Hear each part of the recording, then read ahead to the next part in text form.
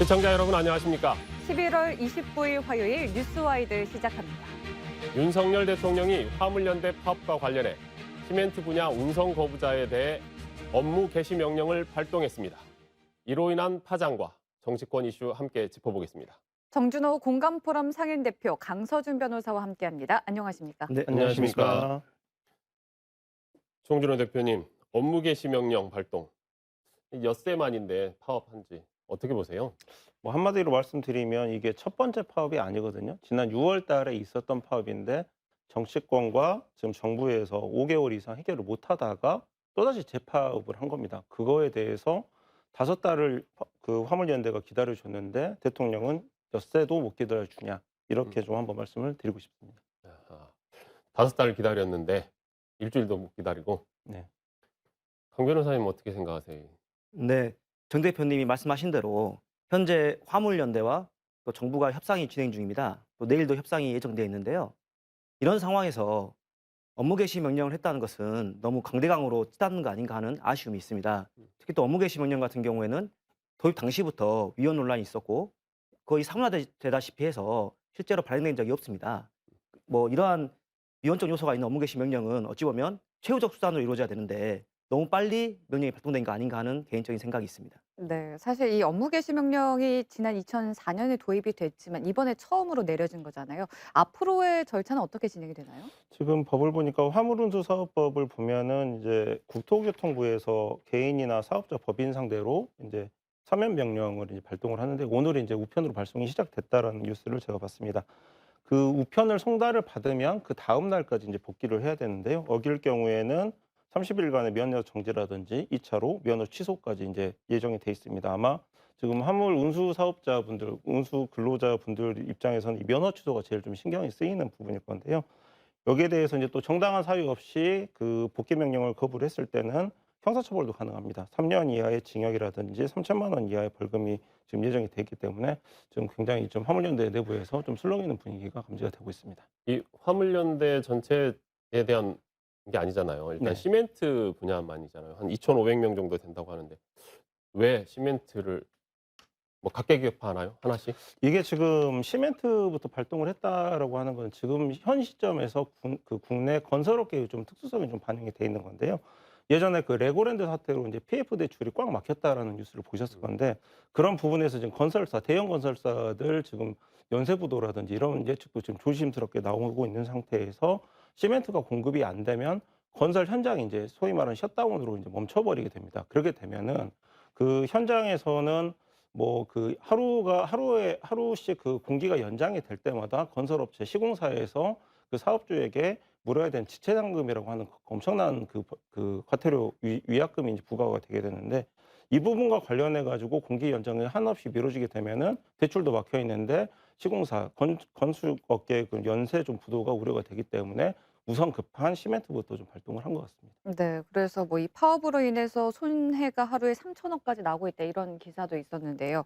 이 업무 개시 명령의 발동 요건이 뭐 커다란 지장, 심각한 위기, 정당한 사유 등으로 이제 돼 있어서 좀 문구가 모호하다라는 위헌의 논란이 있었는데 어떤 점들이 구체적으로 문제가 되는 것입니까? 네, 그 사실 업무 개시 명령은 이제 화물운수법에서는 이번이 처음이지만 종전에 그 의료인들이 파업을 한 적이 있습니다. 그때 한번 발동이 된 적이 있는데 그때 제가 찾아보니까 그때 이미 그 사건을 가지고 헌법재판소에 헌법소원을 제기한 사례가 있습니다.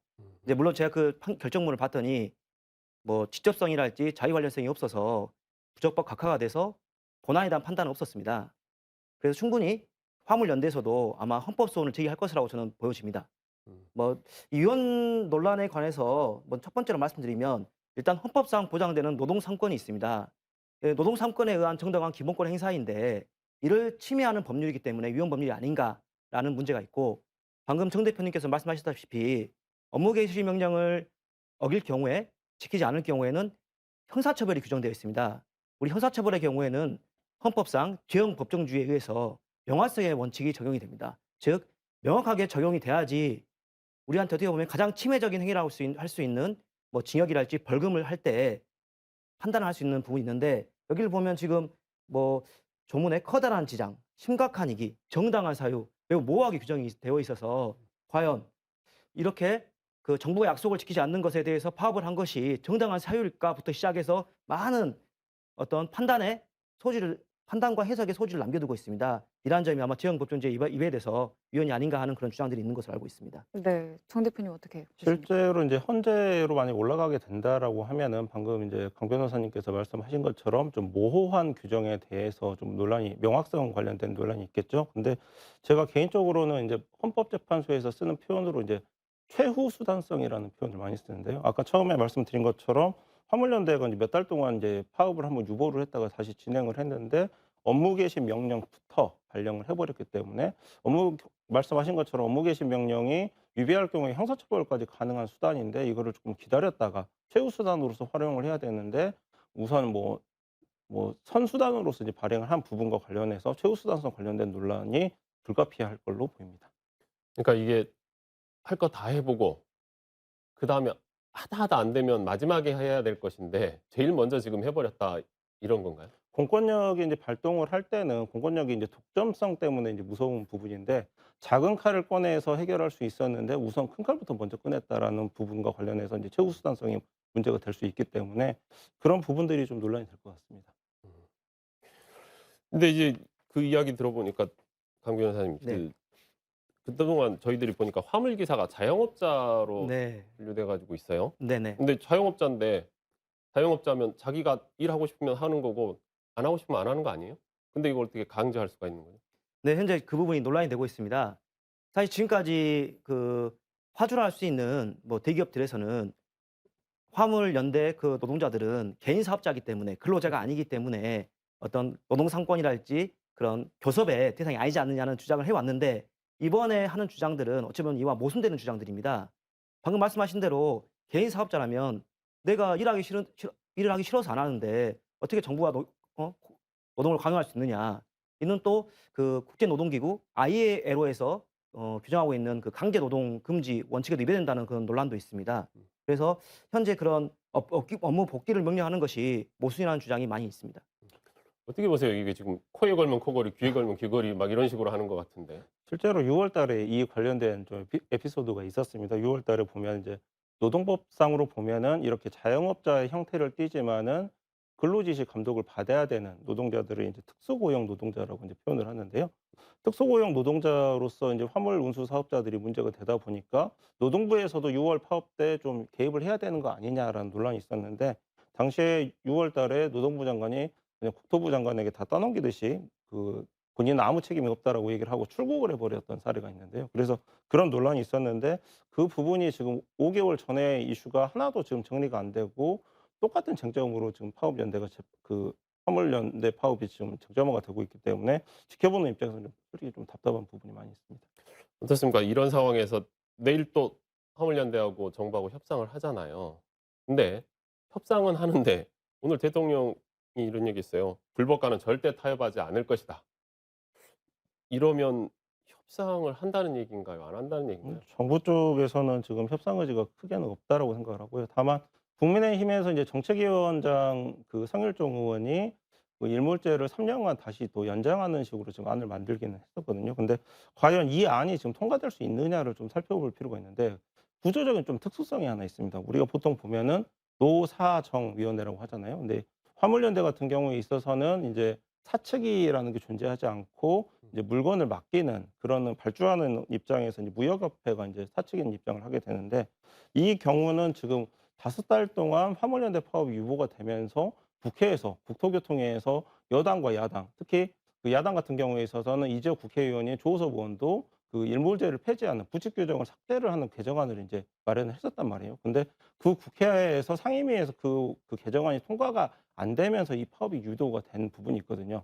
이 말씀을 드리는 이유는 이번 건은 노사정 삼각구조가 아니라 국회 상임위까지 끼는 사각구조로 봐야 되는 측면이 좀 있습니다. 그래서 정부에서 3년 유예를 더 연장을 하는 안을 만든다고 하더라도 국회 상임위에서 이 부분에 대한 이견이 있다라든지 이런 화물연대에서 이에 동의를 하지 않게 되면은 근본적인 해결이 안 되기 때문에 정부 중재안이 만들어지더라도 과연 이 부분이 원활하게 좀 마무리가 될 수 있을지는 저는 좀 의문이 많이 있습니다. 강 변호사가 네. 보시기에는 어떻습니까? 협상의 가능성. 네, 이제 우리가 협상이라는 것은 그 양측이 한 발씩 양보하는 것이 기본 입장입니다. 그런데 방금 말씀하신 대로 내일 협상이 예정돼 있는데 어찌 보면 가장 강력하고 최후의 수단을 할 수 있는 업무 개시 명령을 발동하고 협상을 하자는 것은 과연 협상의 의지가 있는가? 뭐 정의당에서도 오늘 뭐 기자회견을 했던데 이거는 이미 정부에서 정해진 수순 이미 정해놓고 그 수순대로 가고 있는 거 아닌가라는 생각이 들어서 사실 내일 협상이 될 것이라는 어떤 그런 기대감은 많이 없는 편입니다. 네. 일단 당장에 내일도 서울교통공사가 이제 파업을 하기로 예고가 돼 있는데요. 계속 뭐 강 변호사님도 말씀하셨지만 이렇게 강대강으로 가는 것이 꼭 맞느냐라는 이야기가 있는데 어떻게 생각하십니까? 저는 이제 그 윤 대통령이 이제 검찰 출신이라고 하는 인식 이런 데서 이제 한 번씩 좀 나오게 되는 건데 이런 것과 관련해서 윤 대통령이 조금 이제 국정 최고 책임자로서의 뭔가 어떤 그런 소명의식을 좀 가지고 좀 사안을 바라봐야 되는 건이라고 생각을 합니다. 그 검찰 내부에서도 노동 관계에 된 부분을 이제 담당하는 부서가 따로 있죠. 이제 공안부서가 이제 그런 부분인데 물론 윤 대통령은 공안부서 출신은 아니지만은 지금 이렇게 "불법과 타협하지 않겠다. 업무 개시 명령부터 발동을 해 버리겠다. 안 들어오면은 협상은 없다. 중재안은 만들겠지만은 구체적인 안에 정부가 뭔가 안을 내놓지는 않고 있다." 이런 부분들이 검찰 출신으로서의 어쩔 수 없는 한계를 좀 드러내는 모습이기 때문에 이런 부분들이 국정 최고 책임자로서는 좀 어울리지 않는 모습입니다. 그래서 이 부분을 좀 전향적으로 좀 생각을 해야 인식이 좀 바뀌고 해안이 도출되지 않을까 이렇게 생각합니다. 그러면 지금까지 보여준 모습에서 과연 지금 윤석열 정부에서 이 노동 정책에 변화가 있을 것 같습니까?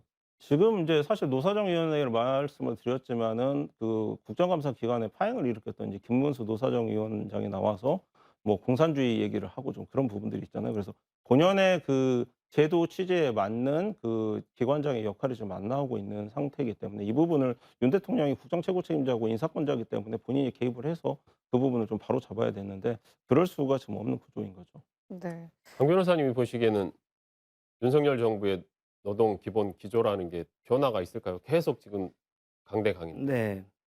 사실 그 민노총 파업에 관련해서는 워낙 그 논란이 많습니다. 대립이 극심해서 제가 그 부분에 대해서 뭐라고 말씀드리기는 어렵지만 다만 아쉬운 점은 너무 강으로만 치닫고 어찌 보면 또 법적 대응 만능, 법률 만능 뭐 이렇게 간다거나 또 친기업 성향 이런 것들이 있어서 이런 기조로 계속 가다 보면 뭐 사회 계층의 대립만 더 심화되는 거 아닌가 하는 그런 우려가 있습니다.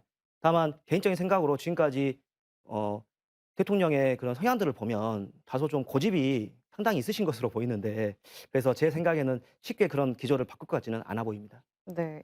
얘기를 듣다 보면 일단은 협상은 좀 쉽지 않아 보이고 정부에서도 이제 입장을 바꿀 것 같아 보이지도 않고 노동계에서는 더 강력한 투쟁으로 맞서겠다 이런 상황인데 그럼 파업이 더 장기화될 가능성이 큰 상황 아닙니까? 이미 업무 개시 명령과 관련된 우편이 이제 발송이 돼 버렸기 때문에 뭐 쉬운 표현으로 지금 화살은 손을 떠나버린 지금 상황이 돼 버린 거죠.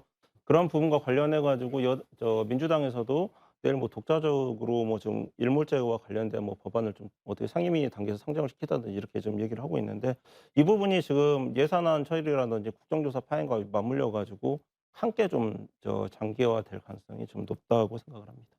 네, 이제 그 부분 좀 이야기해 보게요. 이제 국민의힘과 더불어민주당이 이상민 행정안전부 장관 파면과 내년도 예산안 심사 등에서 지금 계속 대치를 이어가고 있습니다. 국정조사 파기 이게 지금 국힘에서는 이 이야기를 했고 민주당에서는 뭐 내일 그 지금 해임 건의안 발의한다는 거잖아요. 이 부분 해임 건의안 발의하는 것 큰 이유가 있을까요? 지금 국정조사를 지금 하면서 이상민 장관의 거취를 민주당 쪽에서 사실 선행 조건으로 걸었어야 되는데 그렇지 못하고 일단 급하게 국정조사에 합의를 해 버렸단 말이죠. 그러면서 제가 보기에는 국민의힘에서는 국정조사 수용이 지금 이를 게 없는 지금 게임이 돼 버렸습니다. 왜냐하면 기간이 지금 45 일에 그 기간을 하고 예산안 처리 이후에 45 일이 기산이 이제 카운팅이 되는 그런 구조를 만들어 놨는데 그러면은 이제 국민의힘에서 하는 말이 45일 동안 이상민 장관의 책임이 어떻게 되는지 조사 보고서 나올 때까지 기다려 보면 될 거 아니냐. 45일 이후에 해임하면 될 거 아니냐라고 하면은 그 부분이 45일 뒤면은 설 명절 이후가 되거든요. 그러면은 예산안은 다 끝나 있고 그다음에 그 행안부가 관리하고 있는 경찰국이 신설됐지만 경찰국이 시행하는 경찰 정기 인사가 이미 다 마무리돼 버리고 그러면 설 연휴 이후에 논란이 되는 이상민 장관과 몇 개 부처 장관들을 묶어서 부분 조각으로 만약에 해임이나 이제 교체를 카드를 해 버리면은 이상민 장관에 대한 완벽한 보호책이 만들어져 버리는 거죠. 그렇기 때문에 아차 싶어서 민주당 입장에서는 그 이상민 장관의 거취를 미리 좀 국정조사 이전에 결론을 좀 내고 싶었기 때문에 이런저런 지금 얘기가 나오고 있는 건데 제가 보기에는 싸움의 기술이라는 뭐 영화 제목도 있지만 이 기술적인 측면에서 민주당이 조금 다소 좀 아쉬운 부분이 있었다 이렇게 좀 말씀드리고 싶습니다. 강 변호사가 보시기에는 어땠어요? 네. 제가 지난 방송에서 이태원 참사와 관련된 국정조사는 정쟁이 없이 이루어져야 된다고 말을 한 바가 있는데 벌써 시작부터 이런 파열음이 있어서 상당히 안타까운 부분입니다. 방금 말씀하신 대로 이상민 장관의 해임 건의와 관련해서는 뭐 전략적인 판단이 있을 수 있겠지만 아마 제 생각은 이런 것 같습니다. 국민의힘에서는 국정조사를 끝나고 그 조사 보고서에 따라서 사실관계를 명확히 한 다음에 해임을 하든 뭐 징계를 하든 하자 이렇게 얘기를 하는데 어찌 보면 이 말이 듣기에는 뭐 그럴 수도 있겠다는 생각이 듭니다. 다만 이태원 참사를 보면 정말 많은 사람들이 사망을 했던 사건인데 그 시간까지 기다릴 여유가 없다는 것이죠. 누군가는 지금 먼저 진정 어린 사과나 어느 정도의 책임자의 책임을 해 놓고 진행하는 것이 맞지 않느냐. 이런 여론도 상당하기 때문에 아마 민주당에서는 이런 부분을 고려해서 이런 주장을 하는 것으로 보입니다. 그런데 이 해임 건의안을 발의를 한다 그래서 이게 우리 윤석열 대통령께서 받으실까요? 아마 안 받을 가능성이 매우 높아 보입니다. 그렇죠. 다들 예. 이게 안 받을 거 뻔히 알면서 왜 하는가 싶은 그런 이야기도 있어요. 네. 그게 지난 질문 중에서 김용 부원장이 무슨 그걸 왜 구속적 부심 신청하느냐. 네. 마찬가지입니다. 제가 봤을 때는 민주당은 어떻게 보면 다급한 처지에 와 있고 단 1%의 가능성은 본인들의 할 수 있는 것은 다 하자는 어떤 좀 그런 입장인 것 같습니다. 사실 받아들일 가능성은 거의 없어 보이고 그래서 하는 말이 "안 받아들이시면 탄핵 소추를 하겠다." 여기까지 나오고 있어서 정말 강대강으로 치닫는 거 아닌가. 정말 되지도 않을 수 있는 가능성을 두고도 하고 있는 그런 실정입니다. 네. 어떻게 보세요? 정 대표께서는. 이게 지금 정의당에서도 네. "이거는 실효성도 없다. 그리고 탄핵으로 가기에는 너무 위험 부담이 크고." 그렇게 보는데 어떻게 보십니까? 실제로 지금 정의당 이정미 대표의 그 언급은 이게 탄핵이라든지 이상민 장관에 대한 파면 요구를 너무 길게 얘기를 하면은 국회가 이로써 이제 파행이 될 수 있다라는 걸 좀 전제해 놓고 좀 하는 얘기인 것 같습니다. 그래서 실효성이 없다는 거는 말씀하신 대로 그 건의안이 통과됐지만 윤석열 대통령이 거부권을 행사해 버리면 끝나는 거거든요. 구속력이 없어져 버리죠. 근데 탄핵 같은 경우에는 부담스럽다는 거는 정의당은 동참할 뜻이 없다라는 지금 얘기를 하고 있는 거죠. 기본적으로 이 건으로 국회 파행까지 연결이 될 수 있기 때문에 정의당 입장에서는 그 연대 전선을 펼치기는 했지만 국회와 파행과 관련돼서는 좀 한 발을 좀 빼놓는 그런 포지션을 지금 잡고 싶다라는 의미에서 이런 멘트가 나온 걸로 해석을 하고 있습니다. 네. 그러니까 저희가 국정조사를 받아들이는 이야기를 하면서 했던 게 예산안이에요. 내년 예산안. 이게 2일 그러니까 이번 주 금요일까지란 말이에요. 사실상 불가능하잖아요, 지금은. 제가 봐도 지금 시한은 넘길 거라고 예상을 하는데요. 지금 민주당에서 지금 그 경찰국이라든지 여러 가지 예산을 대폭 삭감하는 몇십억짜리 예산들을 삭감하는 그런 안들을 미리 좀 통과를 시켜놨단 말이에요, 소위에서. 이런 부분들이 이제 지금 이 상황을 좀 염두에 두고 미리 좀 포석을 깔아놨다고 생각을 하는데 예산이 증액되는 부분은 이제 정부 동의가 있어야 되는 그 필수적이기 때문에 이 부분이 처리가 안 되고 민주당 쪽에서 인제 그 독자적으로 예산안을 처리를 한다라고 하면은 삭감을 했던 예산 소위에서 삭감이 됐던 안만 지금 통과시키는 정도가 가능하다는 거죠. 그런 정도로 좀 정부에게 좀 부담을 주겠다라는 카드를 마련을 해 놨기 때문에 지금 제가 보기에는 민주당 입장에서 독자적으로 이거를 시한을 넘기고 나서 삭감 예산안 민주당발 예산 칼바람으로 좀 뉴스가 다음 주 정도에 나오지 않을까 그렇게 좀 조심스럽게 예상을 해 봅니다. 그렇게 해서 계속 밀어붙일 수 있을까요?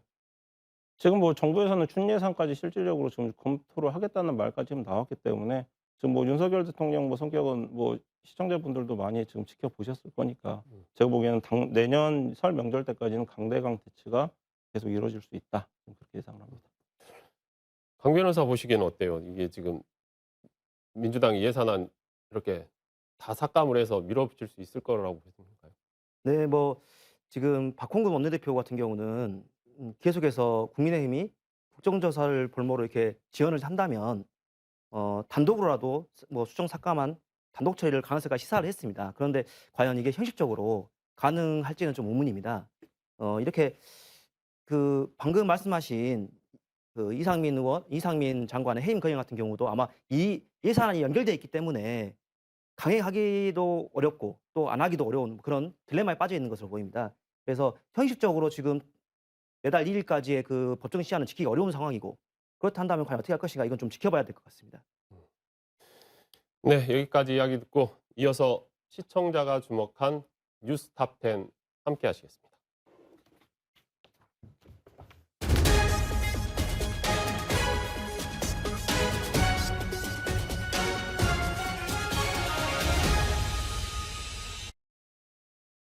뉴스 톱10입니다. 당원권 정지를 받았던 이준석 전 국민의힘 대표가 50여일 만에 공개석상에 나서 관심을 받았습니다. 이 전 대표는 어제 허은하 국민의힘 의원의 출간 기념회에 참석해 주호영 원내대표 등과도 인사를 나눴는데요. 이 자리에서 이 전 대표는 총선 승리 전략을 고민하고 있다며 총선 출마에 대한 의지를 보였습니다. 박지원 전 국정원장이 50여 명의 검사들과 맞서는 이재명 대표에 대해 대단하다라는 의견을 밝혔습니다. 박 전 원장은 KBC와의 대담에서 광주지검 전체 검사 수에 달하는 58명의 특수부 검사가 탈탈 터는데도 버티는 걸 보면 진짜 대단하다라고 말했는데요. 특별팀이 구성되면 어떤 공직자도 살아남지 못한다며 이 대표를 믿는다고도 말했습니다. 뜨거운 응원에도 카타르 월드컵에 출전한 우리나라 대표팀이 가나에 2대3으로 아쉽게 졌습니다. 현재 우리나라는 1무 1패로 조 3인데요. 다음 포르투갈과의 경기를 무조건 이기고 경우의 수를 따져야 16강 진출을 바라볼 수 있게 됐습니다. 부상에도 투혼을 보이고 있는 우리 대한민국 선수들 사흘 뒤인 오는 금요일 자정에 포르투갈과의 경기를 앞두고 있는데요. 다시 한번 힘내서 싸워주기를 다 함께 응원하도록 하겠습니다. 지금까지 뉴스 톱10이었습니다. 예, 강 변호사님. 그 이준석 전 대표가 지금 지난 10월에 당원권 정지 1년 한 뒤에 그동안 공개석상에 거의 안 나오다가 지금 한 50일 만에 지금 공개석상에 나왔단 말이에요. 어떤 의미로 보세요? 네, 지금 당원권 정지 징계 이후에 처음으로 당 소속 의원인 허은하 의원의 출판 기념회에 참석해서 지금 총선 출마 의지를 표명했습니다. 사실 50여일이라는 시간이 뭐 길면 길고 짧다면 짧지만 제 개인적인 생각으로 이준석 대표의 어떤 성정을 봤을 때 상당히 많이 참았다. 또 이런 생각이 들기도 합니다. 본인이 정치를 안 할 수는 없으니 이제 슬슬 정치를 시작할 때가 아닌가 하는 생각으로 한 것으로 보입니다. 정 대표께서는 어떻게 보세요? 지금 허은하 의원의 출판 기념회가 이제 허은하 의원이 동대문 출마를 염두에 두고 있는데 재밌는 게 이 지역 출신이시죠. 이제 김경진 전 의원이 동대문을 당협위원장 지원을 했다라고 하는데 윤핵관의 좀 지지를 받지 않느냐라는 해석이 있습니다. 그렇다 보니까 이준석 입장에서는 당원권은 정지가 돼 있지만은 본인 계보로 해석이 되는 좀 허은하 의원 살리기에 좀 들어간 거다. 그러니까 좀 지원 사격에 들어간 거라고 좀 보는 게 맞겠죠. 그렇게 된다면은 지금 조광특위를 통해서 당협위원장 60명 정도가 비어 있다라고 하는데 60명의 지금 당협위원장을 채우는 과정에서 유승민계와 윤핵관 사이에 실질적인 이제 전투가 시작이 됐다. 이렇게 좀 보고 있습니다. 지금 총선 출마 노원구 병 출마하겠죠? 그렇죠. 이제 지금 총선 승리 전략을 지금 짜고 고민하고 있다라는 거는 허은하 의원을 비롯해 가지고 본인을 믿고 따랐던 계보의 당내 총선 승리 전략을 고민하고 있다. 좀 이런 식으로 제가 좀 들리던데요. 그렇기 때문에 본인이 일선에 서서 본인부터서가 지금 선수로 좀 뛰겠다라는 의지를 보여준 거라고 생각합니다. 그러니까 자기만의 총선이 아닌 거예요. 그럼 자기를 같이 했던 사람들 몇 명 정도나 지금 일단은 지금 뭐 힘이 떨어진 상태이긴 하지만 항상 이런 식으로 그 계파 갈등이 있을 때는 기준이 되는 게 20명 정도 되는 원내 교섭단체가 가능하느냐 마느냐. 이게 꾸려졌을 때 이제 탈당이라든지 이런 협상이 좀 가능하기 때문에 최소 20명 정도는 본인 계파를 살리기 위한 그 작업에 들어갔다. 이렇게 좀 생각을 하고 있습니다. 강 변호사님, 박 전 원장이 특수검사 58명, 58대 1의 싸움을 하는 이재명 대표가 대단하다고 했는데 변호사로서 보시기에 네. 어때요? 박 전 원장이 말했듯이 광주지검 검사 수가 검사장 포함해서 총 60명이라고 합니다. 광주지검 같은 경우는 이제 5대 지검 중에 하나인데요. 한 검찰청 전체가 달라붙었다. 그래서 과연 이걸 버틸 공직자가 누가 있느냐, 믿는다 이런 말을 했다고 합니다. 사실 좀 이례적입니다. 특수부 검사는 특히나 팀으로 움직이기 때문에 이걸 이렇게 많은 숫자가 붙어서 과연 업무 분담이랄지 그걸 어떻게 할 것인가 또 의문이 되기도 하는데요. 일단 규모를 봤을 때는 정말 검찰이 총력을 기울여서 결국은 이재명 대표에 대한 수사에 총력을 기울이고 있다. 뭐 이렇게 보여집니다. 정 대표께서는 어떻게 보세요? 이게 지금 물론 58대 1이라는 크게 의미가 있는 숫자이기도 하지만 박 전 원장께서 최근에 이재명 대표에 대해서 굉장히 호의적인 멘트를 많이 날리는 것 같아요. 어떻게 보십니까? 지금 당내 지금 그 주도 세력이 사실 없거든요. 국정 주도와 관련해 가지고 윤석열 뭐 대통령의 라이벌 정적이라고 하면은 지금 그런 지금 포지션이 아니란 말이에요. 당대표가 취임 제1야당 당수로 취임을 했지만은 여러 가지 리스크 때문에 그렇게 돼 있는데 그러다 보니까 이렇게 일방적인 사법 리스크에 대해서 당내 지금 전열도 지금 제대로 갖춰지지 못하고 있기 때문에 박 전 원장이 두 가지를 염두에 두고 이제 얘기를 한 거죠. 당내 구성원들을 향해서는 우리 내가 말한 것처럼 이재명 대표를 좀 믿고 힘을 실어주자. 그다음에 좀 약자 포지션 프레임을 좀 가져가면서 일반 대중의 여론들도 조금 민주당에 우호적이고 이재명이 유호적인 약간 그런 여론 형성에 좀 기여를 해보자라는 의도에서 믿는다라는 표현을 쓴 것 같습니다. 네. 근데 그래서 반대로 지금 민주당의 서른 의원은 나라면 당 대표 내려놓고 가서 자기 일 하고 오겠다라고 이야기를 했단 말이에요. 물러나라는 얘기나 마찬가지인데. 그 이제 부분은 또 영화 제목 중에 이제 헤어질 결심이라는 영화 제목이 있는데 서른 의원은 헤어질 결심을 하고 있는 거죠.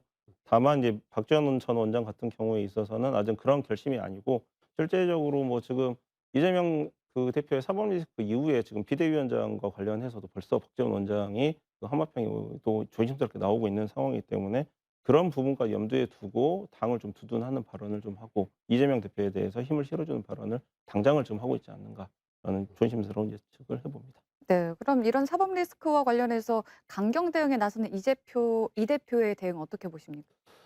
지금 사실 뭐 김용, 정진상 최측근들이 다 본인이 천명했던 최측근들이 다 구속이 됐기 때문에 이제 남아 있는 지금 수사 카드는 본인에 대한 수사만 남아 있거든요. 그렇기 때문에 이재명 대표가 무슨 멘트를 쉽게를 좀 하지는 못하는 거죠. 예전에 그 이회창 총재가 지금 차떼기 논란이 됐을 때 본인이 가서 그 불쑥 중앙지검에서 나부터 조사를 해라라고 얘기를 했는데 그런 타이밍이 지금 지나버렸잖아요. 그러니까 이미 측근이 다 구속이 된 상황이기 때문에 본인은 사실 내놓을 수 있는 어떤 카드라는 게 굉장히 제한적일 수밖에 없어서 굉장히 좀 답답한 좀 그런 상황일 겁니다. 네. 알겠습니다. 오늘 두 분과의 이야기는 여기까지 듣겠습니다. 함께해 주셔서 감사합니다. 감사합니다.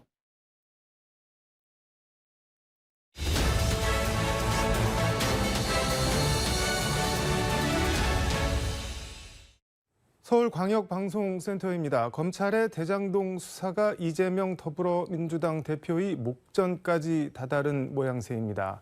오늘 여의도 초대석은 대장동 수사 법적 쟁점과 이슈 집중적으로 짚어보겠습니다.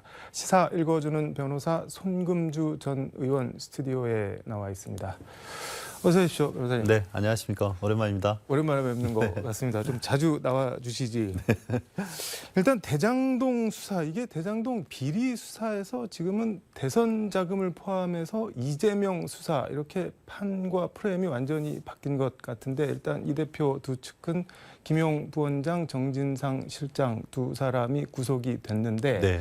일단 두 사람 혐의부터 좀 간략하게 정리를 해주시죠. 김용 민주연구원 이젠 전 부원장인데 네. 그 전 부원장의 혐의는 그 2021년 4월부터 8월, 네. 그러니까 작년 아마 대선 경선 기간이었을 텐데 그 기간 동안에 그 남욱, 정민용 등이 제공한 네. 8억 4천만 원 가량을 유동규를 통해 네. 그 정치자금으로 받았다는 죄명입니다. 그래서 네. 정치자금법 위반으로 네. 구속 기소가 된 상태입니다. 정진상 실장 혐의는 뭔가요? 정진상 실장은 이제 대선 자금과는 별도로 네. 1억 4천만 원 정도를 좀 오랜 기간에 걸쳐서 네. 그 대장동 이슈, 대장동 사업을 추진했던 네. 남욱, 유동규 등과 그 편의를 봐주는 대가로 뇌물을 받았다는 죄명이고요. 그래서 특정범죄 가중처벌법상의 뇌물죄, 네. 또 그 편의를 봐주면서 나중에 이제 그 지분으로 네. 어느 정도 수익을 받는 약정이 있었다 해서 네. 이제 부정처사업 수뢰죄라든가 부패방지법 위반, 네. 또 유동규 씨에게 그 휴대폰을 은닉하도록 네. 지시했다고 해서 증거인멸죄 이렇게 네 가지로 구속돼 있는 상태입니다. 뭐 어느 정도 수익이라고 말씀하셨는데 그 어느 정도가 수백억 단위잖아요. 그렇죠. 대장동 사건 자체가 네. 굉장히 수익 규모가 크기 때문에 근데 이제 명시적으로 뭐 서로의 수익 약정이나 이런 건 없는 상태이고 네. 그 관여자들의 말뿐이라서 좀 명확한 상태는 아닌 것 같습니다. 근데 이렇게 김용, 정진상 두 사람이 받는 혐의가 이재명 대표하고는 어떻게 연결이 되는 건가요? 어느 지점에서? 사실 뭐 아직까지 네. 구체적으로 이재명 대표하고 직접 연결되는 네. 증거가 나온 것 같지는 않습니다. 그 지금 뭐 남욱이나 유동규가 네. 이제 석방된 이후에 발언의 수위가 굉장히 좀 적극적으로 뭐 김용이나 정진상에 대한 범죄에 대해서 네. 진술하는 내용인데 그분들의 진술도 이재명 대표 본인에 직접 연결되는 진술이라기보다는 약간 우회적인 내용들이 많이 있거든요. 그러다 보니까 네. 이재명 대표가 이 사건에 정확하게 어떻게 개입됐는지는 네. 아직 수사 단계에 있는 것 같습니다. 지금 뭐 우회적이라고 표현을 하셨는데 이게 검찰에서는 김용, 정진상, 이재명 대표 이렇게 셋을 정치적 공동체 뭐 이런 네. 개념으로 뭐 묶었던 것 같은데 이거는 뭐 어떤 의도로 봐야 되나요? 일단 정치 공동체라는 법률적 용어는 없습니다. 네. 형법에도 없고 정치자금법에도 없는 것 같은데 우리가 이제 정치 공동체라고 하면 네.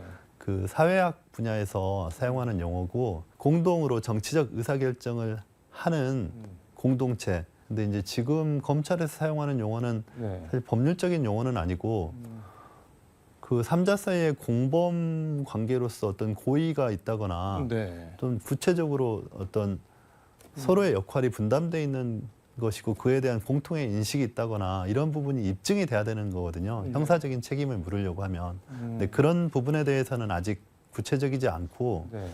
그래서 정치 공동체라는 개념을 어떻게 우리가 받아들여야 되냐. 사실 그건 좀 애매하죠. 그 예전에 윤석열 대통령이 국정농단 네. 수사팀장 할 때 그때 최순실, 박근혜 이렇게 두 사람을 경제 공동체 이렇게 묶어서 뭐 뇌물죄로 박근혜 전 대통령을 네. 처벌을 했잖아요. 뭐 네. 그런 비슷한 뭐 의도나 배경 그런 건가요, 그러면은? 약간 비슷한 측면에서 출발했다고 볼 수 있습니다. 그때는 그래도 박근혜 전 대통령과 최순실 사이에 굉장히 경제적인 이해관계가 맞물려 있다고 볼 만한 그런 간접 사실들이 있었거든요. 네. 그랬기 때문에 법원에서도 경제 공동체라는 개념으로 사실은 공범을 인정한 겁니다. 네. 대신 받았다거나 뭐 이런 식의 인정을 허용해 주는 것이었죠. 그런데 정치 공동체는 좀 다르단 말이에요. 경제 공동체는 경제적인 이해관계가 네. 함께 있는 것 아니겠습니까? 그래서 그 뭐 금전의 흐름이라든가 이런 것들이 간접적으로 드러나는데 정치 공동체, 정치적인 결사 이거 약간 신념을 같이 하는 사람들의 모임인데 그 자체를 뭐 형법적으로 또는 형사처벌적인 개념으로 삼기는 좀 어렵다. 저는 이렇게 봅니다.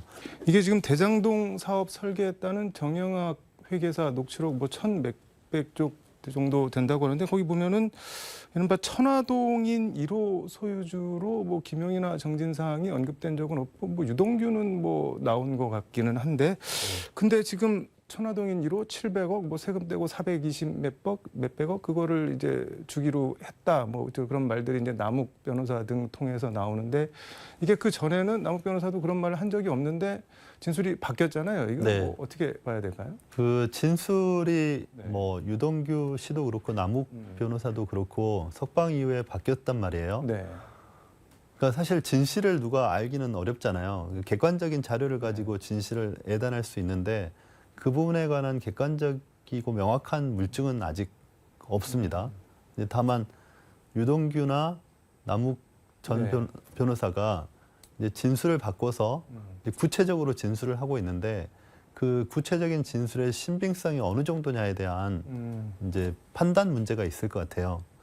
지금 이제 검찰에서 서울중앙지검 네. 또 수원지검, 성남지청 네. 이 세 곳에서 경쟁적으로 이제 이재명 대표 관련된 수사를 하고 있거든요. 네. 거의 이제 세 곳에서 경쟁적으로 하고 있고 굉장히 열심히 하고 있는데 그러니까 수사의 결과를 내놔야 되는데 네. 단순히 유동규나 남욱의 진술만으로 의존해서 네. 이 대선 후보였던 이재명을 묶을 수는 없습니다. 저는 그렇게 보거든요. 네. 그거보다는 더 구체적인 증거를 내놔야 되는 것이고 그런 부분까지는 아직 검찰 수사의 결과가 없는 것 같습니다. 이게 지금 뇌물이나 정치자금 같은 경우는 이게 뭐 주는 장면을 뭐 사진 찍어서 주는 것도 아니고 뭐 CCTV가 있을 것도 네. 아니고 아무튼 뭐 진술이 일관되거나 구체적이거나 뭐 이른바 직접 보거나 하지 않았으면은 네. 됐을 뭐 그런 디테일에 대해서 얘기를 하면은 대충 인정을 해주잖아요. 네. 근데 지금 뭐 남욱 변호사나 뭐 유동규 전 처장 뭐 진술이 그 정도까지도 아닌 건가요? 아니면 진술은 있는데 그 나머지 것이 잘 없는 건가요? 그러니까 구속된 점에 미뤄보면 그러니까 뭐 돈을 건넨 경위라든가 네. 시점 이런 부분에 대한 진술이 구체적인 것 같습니다. 음, 물론 김용이나 네. 정진상의 입장에서 그분들의 입장에서 이제 본인들의 입장을 변호를 할 텐데 어쨌든 좀 구체적이기 때문에 아마 구속 네. 영장까지는 갔겠죠. 근데 그거는 김용 또는 정진상과 관련된 문제인 것이고 네. 그 부분을 이재명 대표하고 연결시키는 부분은 좀 다른 부분이라는 거죠. 네. 또 유동규나 남욱도 이재명에 대해서는 카더라 통신으로 얘기를 하거든요. 네. 사실 그분들의 진술 자체가 직접적인 거라기보다는 어디서 들었던 것 같다 이런 네. 진술이 많단 말이에요. 그래서 형사 책임을 물으려고 한다면 네. 훨씬 더 구체적이고 정확한 증거를 검찰이 제시해야 된다. 저는 이렇게 생각합니다. 남욱 변호사 같은 경우는 자기는 이재명이 대통령 될 줄 알고 무서워서 입 다물고 있다가 뭐 이제는 뭐 말할 수 있다 뭐 이렇게 얘기를 하던데 그 네. 뭐 그 신빙성 같은 게 법원에서 이런 경우는 받아들여지나요? 어떤가요? 그래서 이제 그 남욱 변호사의 진술 하나만 가지고 신뢰하기는 좀 어려울 것 같습니다. 그러니까 주변 정황이나 네. 이런 것들이 종합적으로 판단되어질 것 같고 그냥 뭐 대통령이 되면 어떻게 네. 될까 무서워서 그때는 진술을 이렇게 했다. 네. 이 정도는 좀 어쨌든 국민들이 판단하시지 않을까요? 또 그 담당 재판부에서 판단하실 텐데 그럼 앞으로 이게 어떻게 되는 건가요? 지금 아직 이재명 대표를 소환하거나 그러지는 않고 있는데. 좀 더 구체적인 뭔가를 있어야 소환하지 않을까요? 야당 대표인데 그냥 무조건 소환할 수는 없고 또 네. 소환을 하게 되면은 어떤 결과를 네. 낼 수 있어야 소환을 하지 않겠습니까? 그래서 저는 뭐 이 상태가 그렇게 쉽게 빨리빨리 정리될 수 있는 건 아니라고 생각하고요. 또 이재명 대표의 입장에서는 어쨌든 본인은 네. 굉장히 적극적으로 본인 그 상황이 아니라는 것을 설명을 하고 있고 근데 기본적으로 정당에 같이 몸담고 있는 사람들은 다 정치 공동체 그렇죠. 아닌가요? 예, 그렇죠. 근데 검찰에서 얘기하는 정치 공동체는 좀 다른 건가 보네요. 그러니까요.